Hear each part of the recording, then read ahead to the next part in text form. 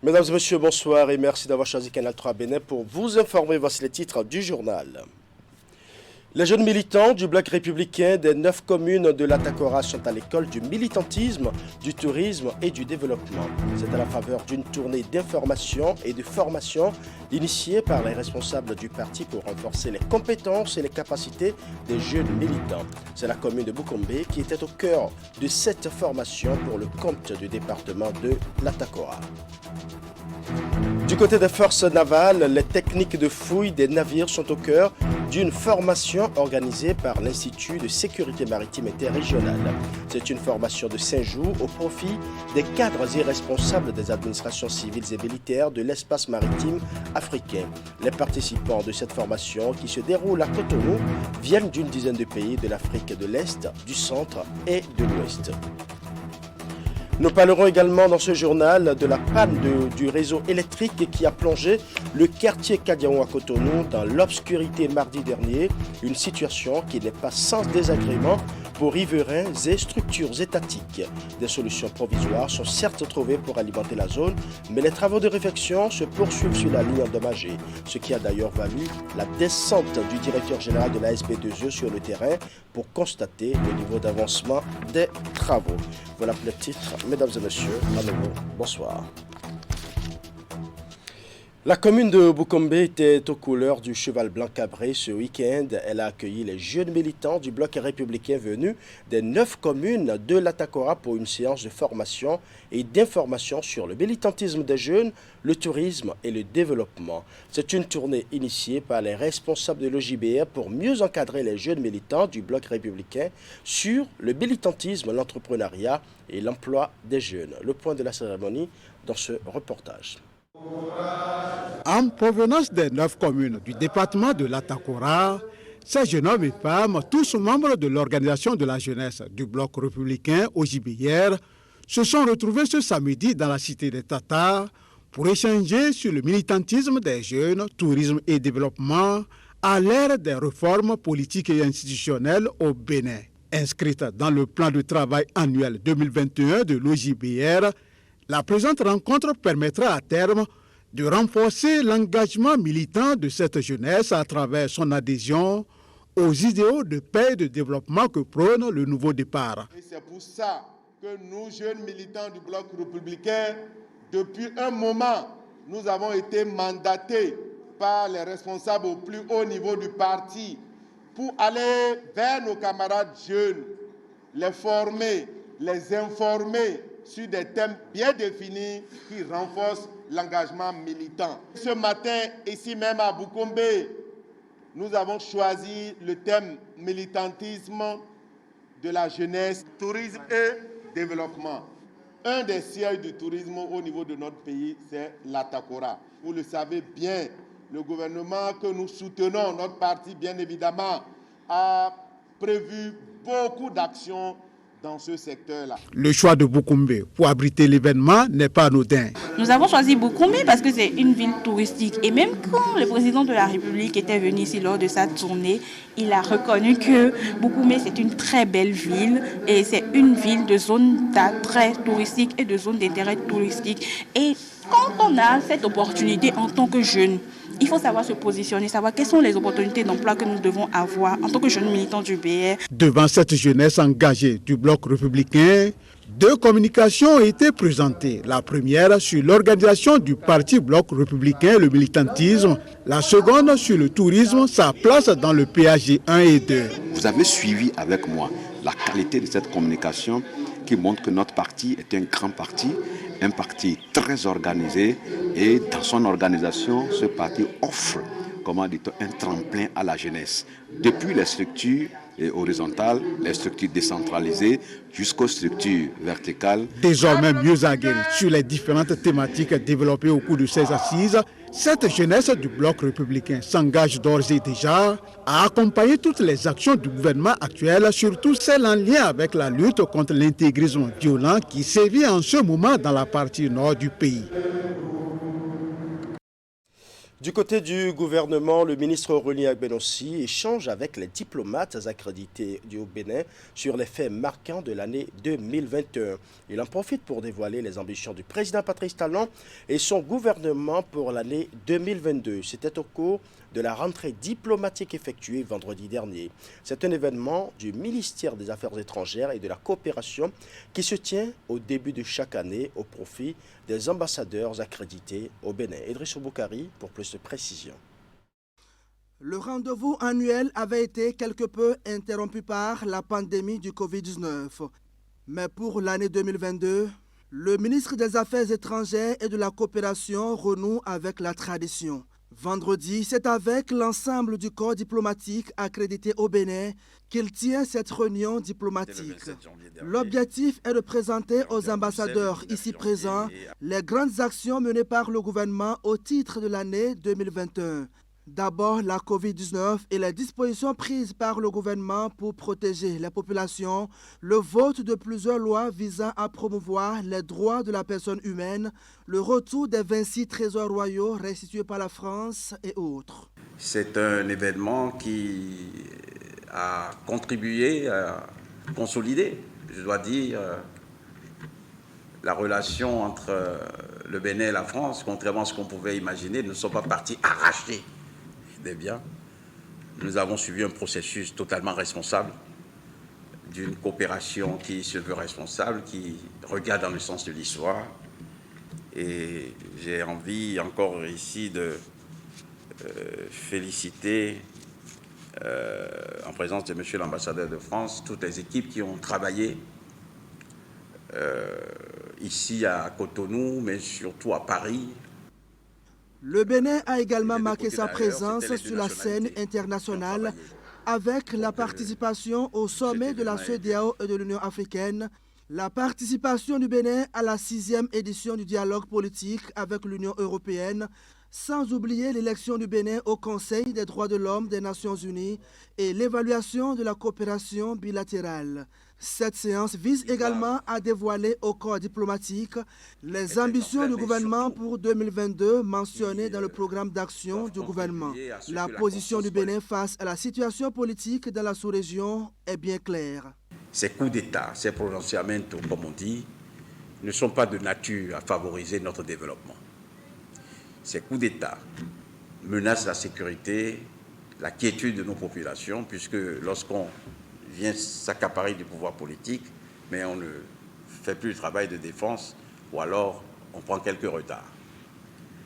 Ces coups d'État ne permettent pas de lutter efficacement contre la pandémie, et c'est pour cela que les chefs d'État de la CEDEAO ont eu raison de prononcer des sanctions. Au nom de tous les ambassadeurs en poste au Bénin, la doyenne du corps diplomatique n'a pas manqué de féliciter le président Patrice Talon et l'ensemble de son gouvernement pour les efforts consentis en faveur du bien-être des populations. Les ambassadeurs vont travailler à renforcer la coopération entre le Bénin et leurs pays respectifs. Je saisis cette occasion pour vous prier de transmettre à son Excellence, M. Patrice Talon, président de la République, chef de l'État, nos sentiments de gratitude et de respect pour tous les efforts qui sont déployés pour rendre agréables nos conditions de travail et de séjour à Cotonou, qui s'embellit chaque jour et que je n'ai aucun doute que d'ici la fin de son second mandat, le nom du Bénin figurera en Afrique parmi ceux qui seront cités à sa cité. C'est donc parti pour la nouvelle année diplomatique au Bénin. Une année que le ministre des Affaires étrangères et de la coopération espère davantage fructueuse. Les habitants de Godomain, dans la commune d'Abomey-Calavi, ont vécu un drame ce dimanche. Une place de fête en instance de rénovation non loin du collège d'enseignement général s'est effondrée aux environs de 1h du matin. Les populations ont été réveillées par un bruit assourdissant. Le bilan provisoire fait mention de plusieurs blessés graves, comme vous le verrez sur ces images, qui sont transportés d'ailleurs d'urgence dans les hôpitaux pour être pris en charge. Pour la plupart, il s'agirait des ouvriers qui travaillaient sur le chantier. Pour l'instant, les causes de ce drame sont inconnues. Nous allons à présent parler des cadres et responsables des administrations civiles et militaires de l'espace maritime africain qui sont depuis ce matin à l'école des techniques de fouille des navires. C'est à la faveur d'un séminaire de formation organisé par l'Institut de sécurité maritime interrégional. C'est une séance de renforcement de capacité de 5 jours pour les participants venus d'une dizaine de pays d'Afrique, de l'Est, du Centre et de l'Ouest. Voici le point de la cérémonie d'ouverture des travaux à Cotonou. Dans cette salle du nouveau hôtel Orisha de Cotonou, des acteurs de la plateforme maritime en Afrique mobilisés pour mutualiser les efforts contre la grande insécurité qui y sévit. Renforcer la sécurité, donc la sûreté des ports, c'est une manière pour nous donc de renforcer la sûreté intérieure. Et toute faille à ce niveau-là provoque inévitablement des menaces sur la sûreté intérieure. Et je voudrais rappeler que les semaines dernières, il y a eu des opérations au Sénégal, en Guinée-Conakry, mais également au Bénin, par rapport aux activités illicites, donc grâce auxquelles des opérations ont permis de démanteler des réseaux qui s'adonnent à ce genre d'activité. Il est donc nécessaire d'entretenir les compétences en pratiquant les savoir-faire acquis de cette session de formation. La thématique ici, c'est la fouille des navires et une vingtaine de participants venus d'une dizaine de pays de l'Afrique de l'Est et du Centre et de l'Ouest y sont conviés. 5 jours durant, ils seront mis au contact des techniques indispensables pour cet exercice. Au cours théorique seront ajoutées des mises en situation réelles d'entraînement sur le terrain. La fouille d'un navire, par ailleurs, ne s'improvise pas, surtout en mer. Ceux d'entre vous qui l'ont déjà pratiqué le savaient bien. Un navire regorge de recoins qui constituent pour la plupart d'entre eux des caches potentielles. Pour mener efficacement une fouille de navire, la méthode et la technique doivent ici se rejoindre. Renforcer la sécurité maritime. Et dans ce projet, l'Institut de sécurité maritime interrégional est accompagné par le port autonome de Cotonou. Vous savez, la sécurité maritime est très importante au niveau du port par rapport aux navires qui doivent accoster, même que ce soit les navires à quai ou bien les navires qui sont en attente en rade. Donc, le port de Cotonou apporte tout son soutien à l'organisation de ce stage. Le soutien du port autonome de Cotonou est donc manifeste. Quant au choix du Bénin pour abriter ce module de formation, il est stratégique. Alors pour nous, le Bénin est très intéressant à plusieurs égards. Géographiquement, il est situé au cœur du golfe de Guinée, qui est probablement l'une des zones où les trafics sévissent de façon importante. Par ailleurs, c'est un partenaire clé de l'ISMI, le Bénin en tant que pays francophone. Et nous attendons au thème de cette formation que nos personnels soient vraiment aguerris pour pouvoir vraiment intervenir en mer dans le cas des fouilles des navires marchands. Parce que lorsque vous avez des navires qui sont suspects, eh bien, il faut avoir des techniques de fouille pour que les gens puissent vraiment détecter qu'est-ce que ce navire transporte à bord, quelle est la nature des gens qui sont à bord, pour que tout se passe bien et que le navire arrive à bon port sans encombre. En somme, finir avec les trafics illicites de toutes sortes dans les eaux en Afrique. Et pour cette formation, des experts qui sont des officiers de la marine française sont dépêchés à Cotonou. Les travaux prennent fin vendredi prochain. La ministre des Affaires sociales et de la microfinance et son collègue des enseignements secondaires techniques et de la formation professionnelle étaient ce samedi à Lokossa pour la journée internationale des filles et femmes de sciences en République du Bénin.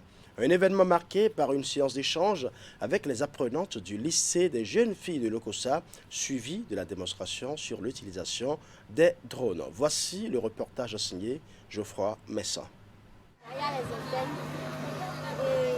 Des apprenantes du lycée des jeunes filles de Lokossa dans le département du Mono sont ici en pleine contemplation et sensibilisation sur des prouesses technologiques liées à l'évolution de la science. Dans l'après-midi de ce vendredi, elles ont en effet pu observer, toucher du doigt et avoir des éclaircissements sur quelques avancées de la science qui font désormais partie de leur quotidien, tels que les drones. L'initiative porte la griffe du ministère des Affaires sociales et de la microfinance et de l'entreprise Global Partners. Ce jour, 11 février 2022, marque ainsi le début d'une nouvelle tradition en matière de célébration des Journées internationales des filles de sciences au Bénin, tradition que nous espérons va se perpétuer dans le temps.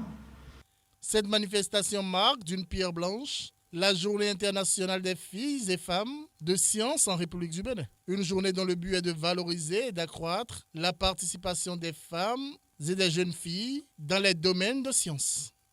Il est nécessaire de briser les préjugés et les stéréotypes pour que le rêve de chaque fille aspirant à travailler dans la science et tout ce qui est technologique devienne une réalité. Je voudrais lancer un appel aux parents, aux éducateurs, pour encourager davantage, pour soutenir les filles à embraser des carrières scientifiques qui semblent être pour le moment encore l'apanage des hommes. Je voudrais également exhorter les apprenantes au travail, au mérite, à un meilleur rendement scolaire, au leadership et aussi à la confiance en soi. Elle vous invite à embrasser les séries scientifiques, à travailler dans les matières scientifiques. Elle vous dit également que le gouvernement a pris l'initiative de créer des lycées scientifiques. Il y aura au moins 4 lycées scientifiques modernes qui seront implantés dans les mois à venir au Bénin, ici. Et pour soutenir ces lycées scientifiques, nous aurons également 2 écoles normales supérieures. Cette séance vient pour susciter plus d'intérêt à l'inscription des jeunes filles dans les filières scientifiques et techniques. Dans le département du Mono, les statistiques indiquent qu'au titre de l'année scolaire 2021-2022, sur environ 19 075 filles inscrites, seules 93 sont dans les filières scientifiques. N'est-ce pas? Oui. Est-ce que vous vous engagez dès maintenant à embrasser les matières scientifiques? Oui. Je l'annonçais en titre, les populations de Kadiaon à Cotonou ont enregistré une panne de réseau électrique mardi dernier. Une situation qui a plongé riverains et structures étatiques dans l'obscurité totale. En guise de solution provisoire, les techniciens de la Société béninoise d'énergie électrique se sont dépêchés d'alimenter la zone autrement. Quant à la réfection de la ligne, les travaux sont en cours et le directeur général de la SB2E était sur les lieux ce dimanche pour constater le niveau d'avancement des travaux. Nous allons suivre le compte-rendu de Teddy Goudalo. C'était un mardi 8 février, jour pas très agréable aux riverains de Kadiaon, zone des ministères en charge du commerce, de l'économie et des finances, celle des affaires étrangères et la direction du trésor public à Cotonou. Suite aux problèmes du réseau électrique enregistré dans ce secteur, les techniciens de la SBEE ont offert de prendre connaissance de la situation. Quand le problème est arrivé, nous on a essayé de mettre à contribution les véhicules de détecteurs de défauts qui ont pu localiser quelques points de défaut sur ces lignes. Ça les a permis aussi de vite faire le dépannage et puis d'alimenter les gens automatiquement. Mais il y en a d'autres où on s'est retrouvé avec plusieurs défauts. Vous savez, lorsqu'il y a un défaut sur une ligne, surtout une ligne souterraine, ça représente une faiblesse sur cette ligne. Donc on en a retrouvé d'autres qui avaient 3-4 défauts. Le DG nous a donné des instructions fermes qui sont présentées en 2 points. Il nous a demandé de trouver une autre source pour alimenter la zone. C'est ce que nous avons fait, si bien qu'à partir du Carrefour 3 Banques, nous avons mis en service une liaison principale pour alimenter la zone.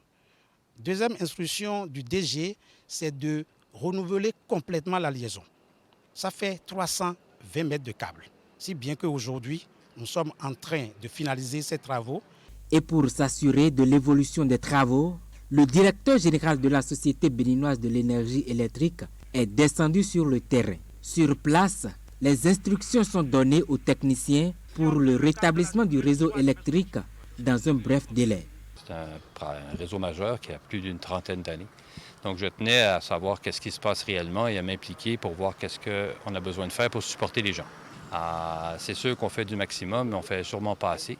Donc on vous a expliqué probablement au niveau de bouclage du réseau, remplacer toutes les choses qui sont enfouies dans la terre, qui étaient déjà depuis 30 ans enfouies. Donc le but, c'est de vraiment améliorer la situation d'une façon continue pour que ça n'arrive plus.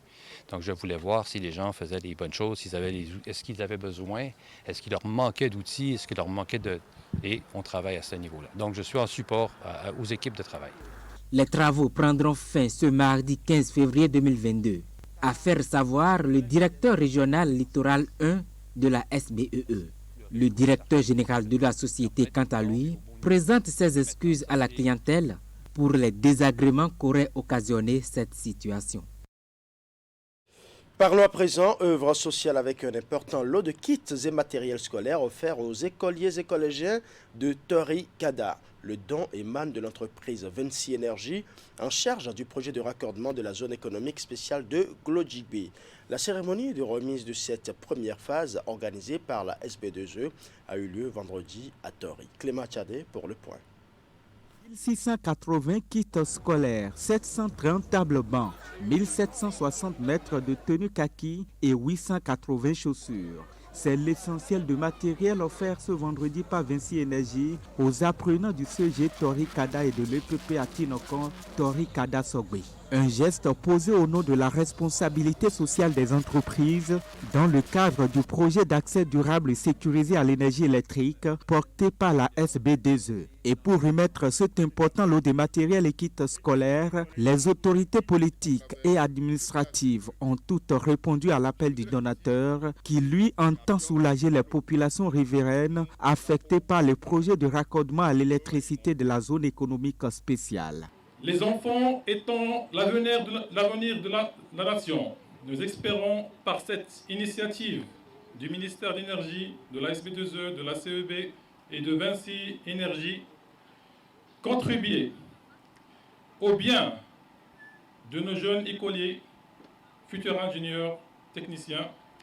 C'est la raison pour laquelle nous devons amplifier les initiatives en leur faveur, en les protégeant, mais aussi en investissant pour leur éducation d'abord et leur avenir ensuite. Est une réponse aux besoins de scolarité, de solidarité, d'espoir et de volonté pour améliorer les conditions de scolarisation dans la localité.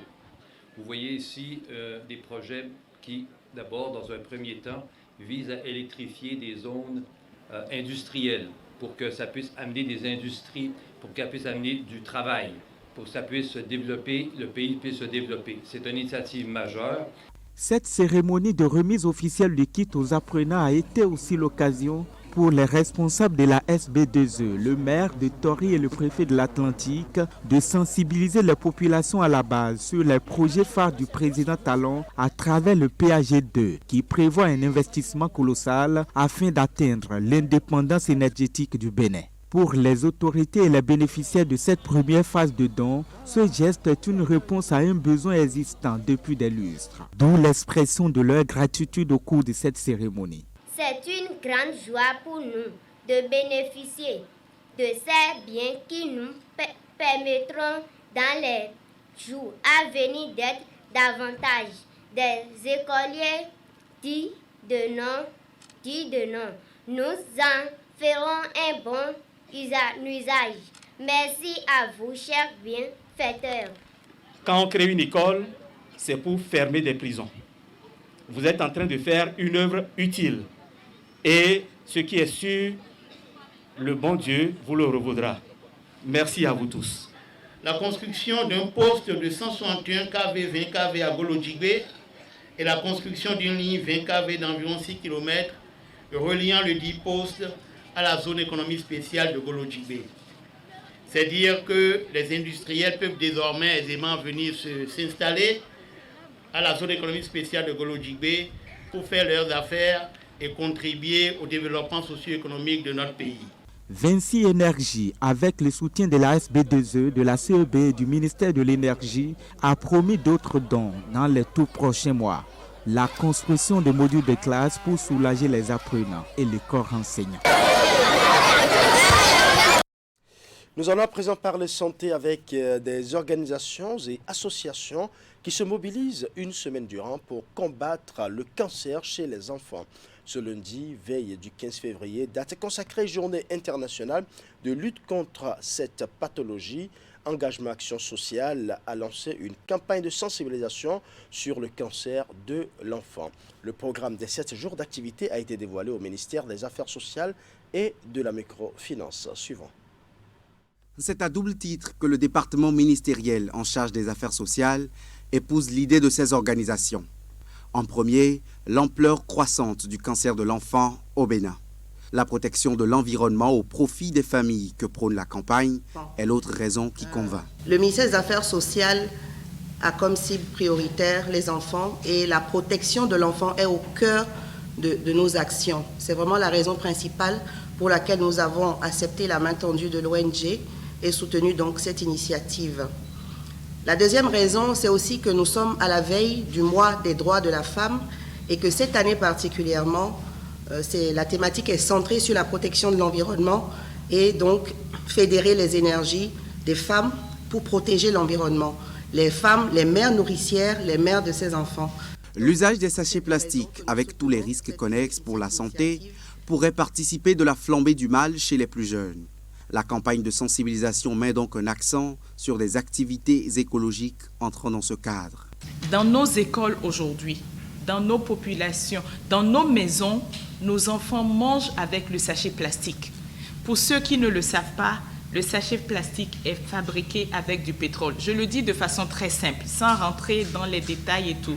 Le sachet étant fabriqué avec le pétrole, quand il est en contact avec la nourriture, le sachet va transférer à la nourriture son ADN et donc tous ces éléments chimiques à la nourriture. C'est que nous causons du tort à notre santé.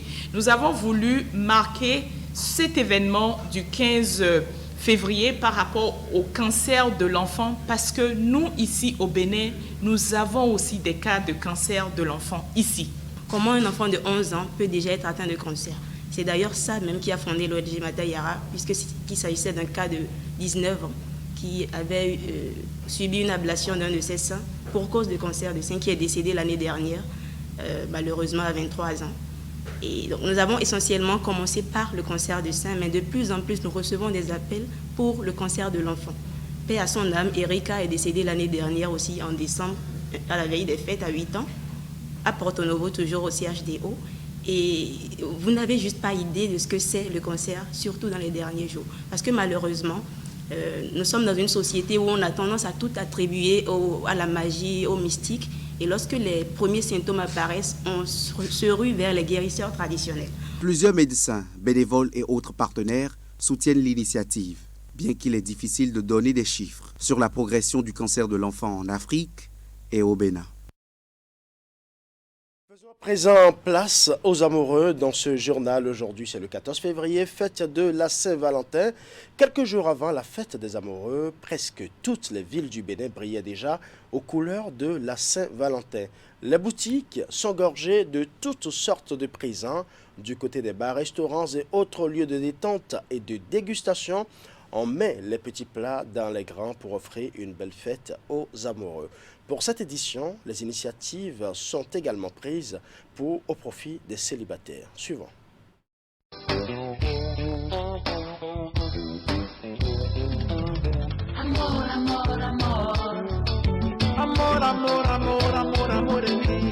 Des coffrets de tout genre, des fleurs, nounours, tableaux d'art, cartes de vœux, parfums et d'autres articles pour célébrer la Saint-Valentin.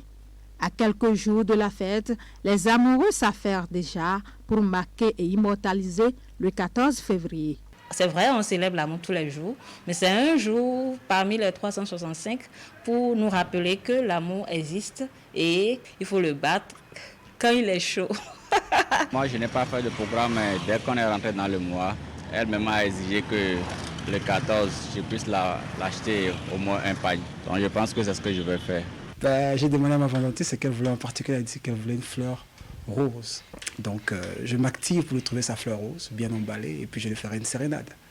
Pour monsieur, qu'est-ce qui est prévu de spécial? Ce que je sais faire de mieux, peut-être un bon repas, un bon vin. Des cadeaux aux couleurs de la Saint-Valentin, on en trouve dans toutes les boutiques de la ville. Si certains préfèrent offrir des présents à leurs partenaires, d'autres les invitent dans des restaurants ou dans des karaokés. Pour offrir des moments inoubliables à leurs clients, les tenanciers de ces lieux de détente s'activent déjà. Particulièrement pour la Saint-Valentin, nous avons prévu que nous allons proposer de la musique acoustique, nous allons proposer du stand-up, donc de l'humour. Donc il y aura des choses comme celle-ci par exemple. Helena, Helena,